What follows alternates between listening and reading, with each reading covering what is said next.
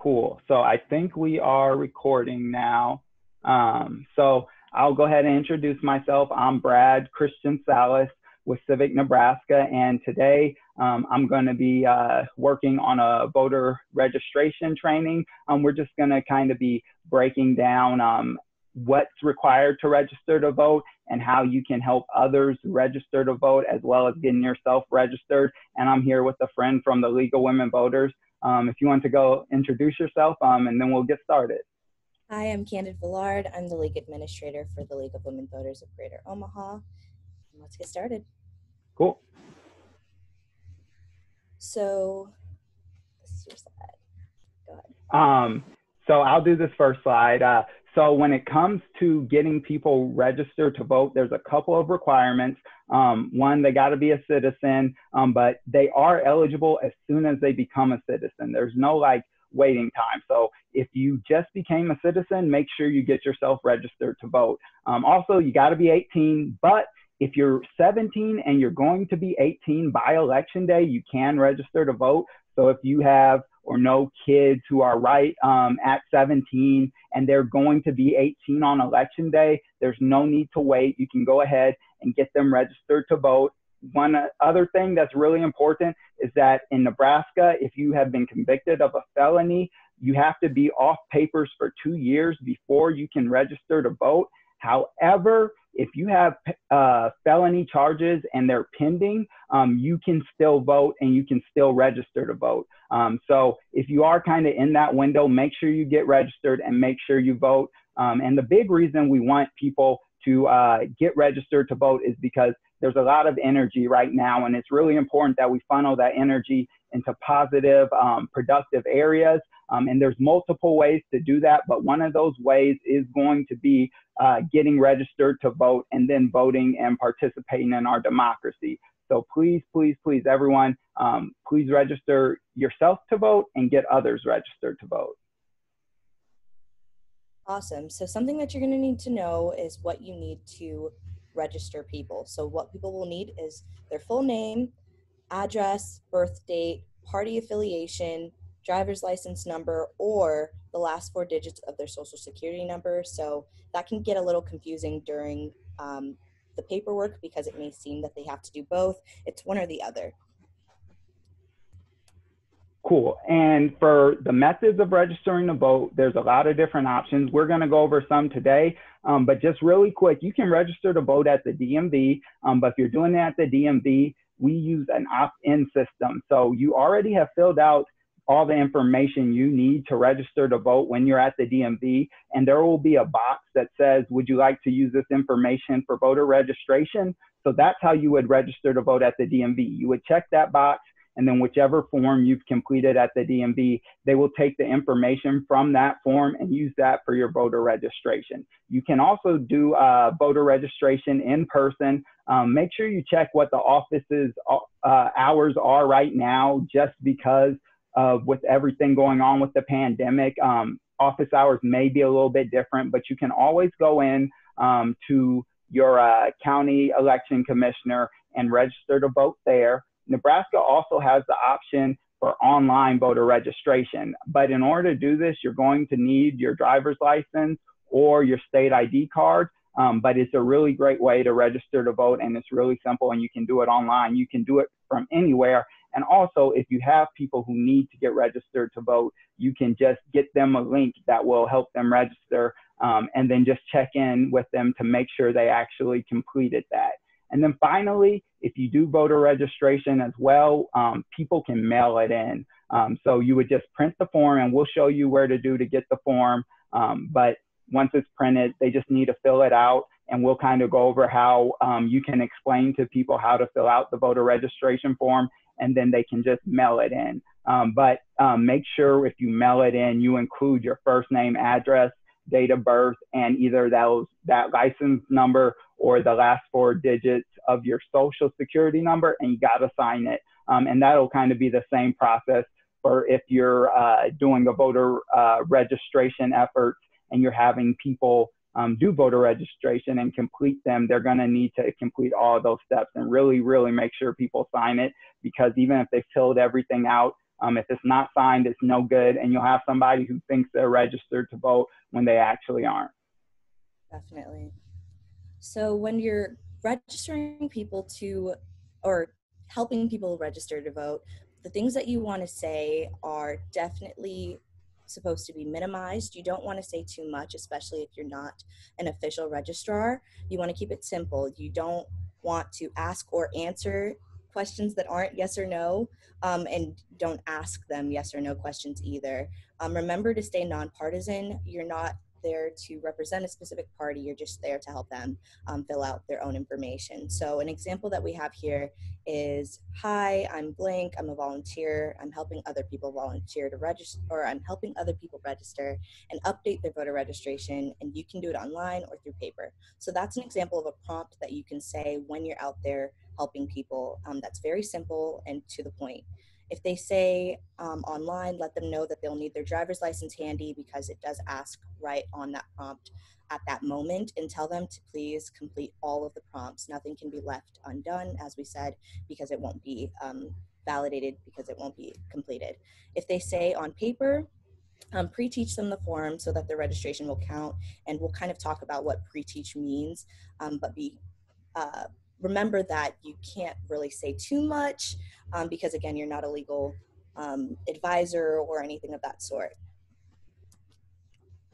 Yep. So this is kind of the pre-teach, and the reason for the pre-teach was just explained. So to register people, we really just have to teach them how to do the forms themselves. So what we usually do is you want to highlight some areas in the form, and we'll cover those areas in a second. But how it'll work is you'll give them the form.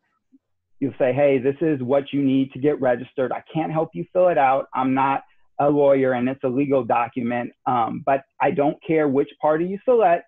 But if you select the other box, and this is really important, you got to make sure people know this. If they select the other box for party, then they have to write one in for their voter registration to be valid. And then also you want to really, really hit on making sure they fill in the phone number, and make sure that they fill in the phone number with a phone number that will actually be able to reach them at. Because if there are issues with the voter registration, usually the election commissioner will follow up and try and get them registered and get whatever was missing or not complete on the form completed. But if they don't put a good phone number on there, then no one will have a way to reach out to people in order to do that. Right. So how to use civicnebraska.vote. There's a definitely great mobile-friendly online voter registration form and vote by mail sign up at this website. So when we're asking if you can do it online or on paper, this is an example of the website where they would go to do it online. Yep. And if you want to click on there for me, I can show people some of the features. One of the great things about this site is that not only are you going to be able to use it to register to vote, but you're also going to be able to use it to get an early vote, a vote from home application, so that you don't have to go into your polling place in person. You'll be able to just get your request sent to you so you can vote from home. So if you click on check, where it says check your status and register to vote, it will take you down here. And on the mobile site, it'll just do it for you. And you can either check where you're registered if you're not sure, or if you click on register to vote, it will pull up a form and allow you to do it online. So you can fill in all your different information on there, and then boom, it's done. You'll be registered to vote. So that site is really useful because you can register to vote there, and you can get your vote by mail request form there. And here's the thing, right now it is too early for vote by mail requests to be sent in. But when you sign up through civicnebraska.vote, it will save your information. And as soon as that form becomes available, we will alert you and send you a copy of that form so that you are able to send in that request so you can vote from home. Awesome. Switch gears here.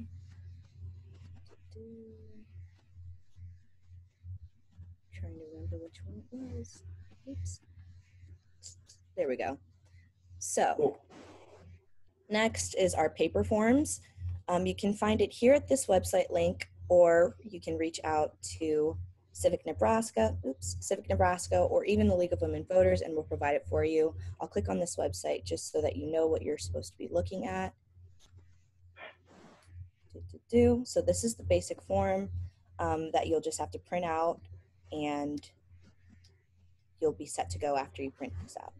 Yep, and if you want to keep it on there for a second, I just want to kind of hit on some of those points that we want to make sure people complete. And one of the best ways to make sure people are going to end up completing the full voter registration form and it being valid is to just grab a highlighter when you've printed out a bunch of forms and just highlight the things that have to be complete for their voter registration account.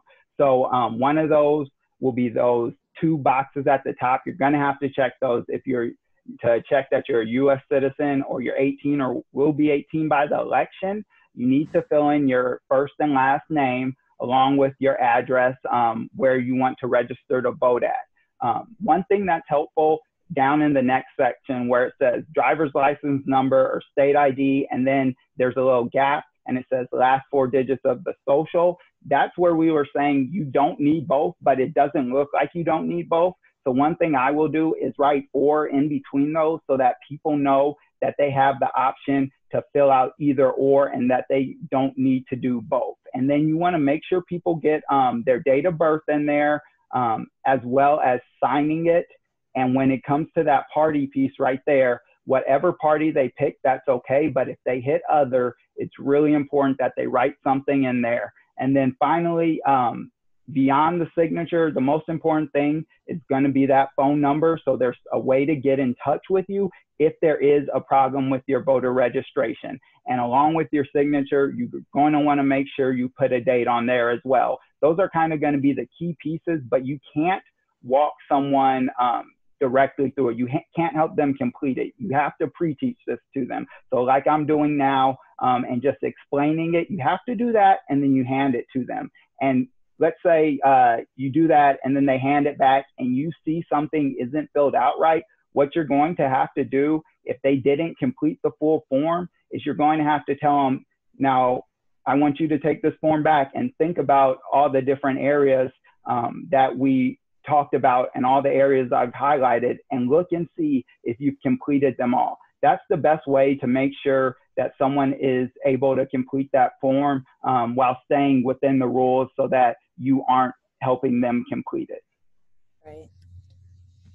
And the league also provides highlighted forms, pre-highlighted forms with the or on there. So if you want to request some from us, we can definitely help you with that. So for homeless citizens, do you want to cover this one? Sure, I can cover this one. So the big thing with this is that there are people in our community who do not have an address to register to vote at. But what they can do, because everyone has the right to vote, is instead of using a regular permanent address of a house or something, they can register to vote with their permanent address being the address of the county that they're in election commissioner's office. That's kind of the standard for how people can still register to vote, even if they don't have a permanent address, because obviously nothing to do with someone's financial status should have anything to do with their right to vote. So if you run into anybody where that is the situation, let them know that they can register to vote using the county election commissioner office. And do you want to say a little bit more about the signing the additional affidavit part? Yep, that's sometimes occurs where they will just need to go in, but the best thing for what will happen and what will usually happen is the election commissioner will reach out to that person who registered to vote there. So that's why if you are registering to vote, really try and get some type of number, even if it's just the number to a shelter so they can reach out. And then additionally with that, people can also register to vote not only at the county election commissioner and put that as their address, but they can put different shelters as their address as well. And you can put the number for a shelter as the address, so people have a way to reach you. And if people have a way to reach you and you are eligible to vote, everyone will kind of work to make sure that you are able to vote. Awesome. So there we go. So for returning citizens, it's a common misconception that those convicted of a felony lose their right to vote forever, like we mentioned a little bit before. Here in Nebraska, we allow individuals who have successfully completed their sentence to re-register 2 years after they are off paper. So just because you have a felony does not mean that you cannot vote. So definitely just make sure to ask when you're seeing someone have maybe a question about that. Have they been off paper for 2 years? If so, then they can continue going forward. Yep, and I would just add that when we're saying off paper, that means done with probation and parole. And if people don't know the exact date of when they got off paper, if they want to reach out to Civic Nebraska, they can reach out to us so that we can help them get that information and help them get registered. But we also want to make sure people don't register to vote too soon, because registering to vote too soon before those 2 years off paper has occurred is another felony, and that's what we don't need. So it's really important that if people aren't sure of that date, they reach out and we can help them find that date and make sure they're going to be in the clear when they register to vote. But also it's really important to make sure people understand it's not that lifetime ban, because so many people still think we still have a lifetime ban on voting if you have a felony, but that's no longer the case.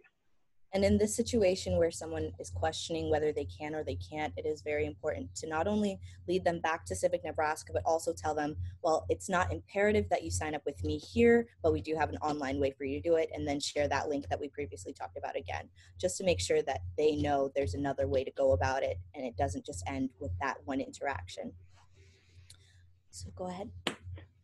So students, if you're anywhere in Nebraska, you have the right to register at your campus address, or you can stay registered at like your parents' address or your home address. So for example, a UNL student from Scotts Bluff can choose to stay registered in Scotts Bluff at their parents' address, or they can re-register in Lincoln at their campus address. So it kind of depends on where people would like to cast their ballot. But just remember, if you stay registered at your parents' address, have a plan for how you plan on voting and being able to get your ballot in and turn out to vote. So whether that's voting by mail, or if you plan on making sure, a couple days before you go back home to either vote early in a county office or go back home to be able to vote on election day. So after registration, and this just means after they've handed you your form back, you want to thank them for registering.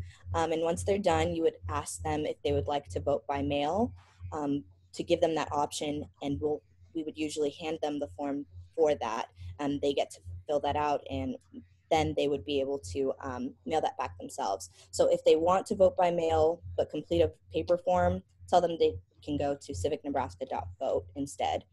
But again, it can either go online or in paper. Usually at the voter registration stations, we have both there for them if they want to complete both at the same time. Yep. If they want to do the paper one, once that becomes available, they'll be able to do that one as well. And one thing I just really want to highlight on here is that once people have turned their voter registration and given it back to you, if they don't take it in themselves, if they've given it back to you, it's really important you get it turned in and get it turned in that day. So I usually, if I'm doing any type of voter registration work, is whenever I get done with that, I go straight to the election commissioner and drop off those forms, because you really, really, really don't want people thinking they are registered and not being registered. That's the worst thing that can happen. And that is something when we are doing election protection, we'll have people call and say, I thought I registered, but now I'm not. And they they can't vote and there's nothing that can be done about it. So it's really important, if they're doing it with the paper form, that you take it in that same day, so that people are able to make their vote count. And before you start registering people, you want to ask the organizer how they are doing that part, because some organizations like our own, we take them back and we send them to the election commissioner ourselves. But if not, you do need to clarify with the people filling out the forms, this is where they need to send it to or drop it off. So yeah, next. Do you want to go for this one? Cool, yeah, I can get this one. So just some important tips. You want to stay nonpartisan when you're registering people. And that just means you can discuss issues, but you want to stay away from discussing political parties and candidates. And you just want to, you know, if somebody asks you like, why should I register to vote? Have that conversation with them, but keep it in a nonpartisan way. So for me, I usually talk about how as a kid, when I would get in trouble, my mom I would have to write essays on civil rights leaders and the civil rights movement. And that was kind of what I had to do before I could go back outside to play with my friends. I would have to get that essay done. And that just instilled the importance of civic engagement into me. So that's why I think it's important to register to vote. But you should have your own reason for why you think it's important to register to vote, and explain that to people so that they know it does have value. And then the other thing I would say is that if people have questions about what candidates stand for, the League of Women Voters has a great resource. It's vote411.org. I don't know if you wanted to go into that website a little bit more, but I've used it a lot and it's super, super helpful. Yes, so definitely make use of Vote 411. We have our voters guide that we also put out annually. So there's a lot of great information you can find either on vote411.org or lwvgo.org that will help people learn more about the candidates. And one final thing I would add for people who are going to be doing voter registration, obviously you want to be nice, friendly, and professional. But the other thing you want to do is you want to walk and talk with people. If you're doing voter registration at a protest or you're doing it on a street corner, if you just stand there and hope people will come to you, they won't. So what you want to do is you want to walk with them. If they're going somewhere, just tag along with them and get them to fill it out while they're walking. And then you can kind of go back to where you were. But this whole conversation you're having with them, if they're on the move, you should be doing it on the move with them. Definitely. All right. I think that's our last slide. Yep. But thank you guys so much. Thank you, Brad, for allowing me to help with this. Oh, no, thank you. And we'll be around if anyone has any questions, and we will publish this slideshow as well so that people have all these resources in case we went through something too fast for people. So yeah, no, thank you for joining me. And I hope everybody has a good day and stay civically engaged and stay safe. Awesome.